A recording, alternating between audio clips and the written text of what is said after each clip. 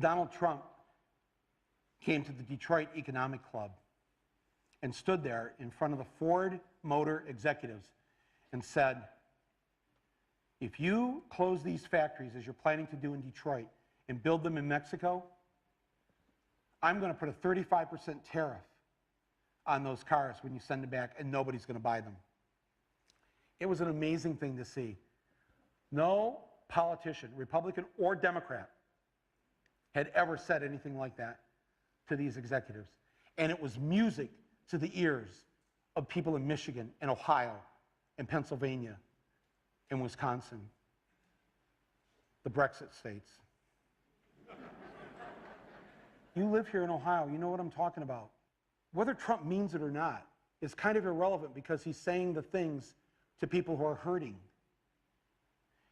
And it's why every beaten down, nameless, forgotten working stiff who used to be part of what was called the middle class loves Trump. He is the human Molotov cocktail that they've been waiting for. The human hand grenade that they can legally throw into the system that stole their lives from them. And on November 8th, Election Day, although they lost their jobs, although they've been foreclosed on by the bank, next came the divorce, and now the wife and kids are gone, the car's been repoed, they haven't had a real vacation in years, they're stuck with the shitty Obamacare bronze plan where you can't even get a fucking Percocet. They've essentially lost everything they had, except one thing. The one thing that doesn't cost them a cent and is guaranteed to them by the American Constitution: the right to vote. They might be penniless, they might be homeless, they might be fucked over and fucked up. It doesn't matter, because it's equalized on that day. A millionaire has the same number of votes as the person without a job. One. And there's more of the former middle class than there are in the millionaire class.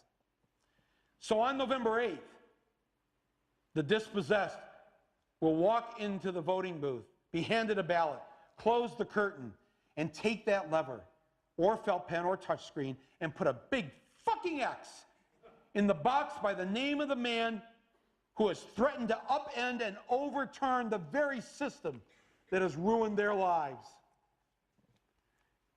Donald J. Trump.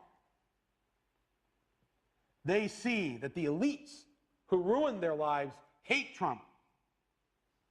Corporate America hates Trump. Wall Street hates Trump. The career politicians hate Trump. The media hates Trump after they loved him and created him, and now hate him. Thank you, media. The enemy of my enemy is who I'm voting for on November 8th.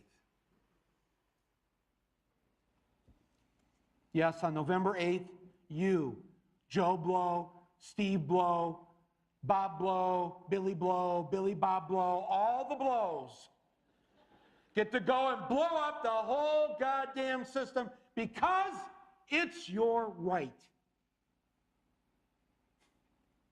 Trump's election is going to be the biggest fuck you ever recorded in human history. And it will feel good.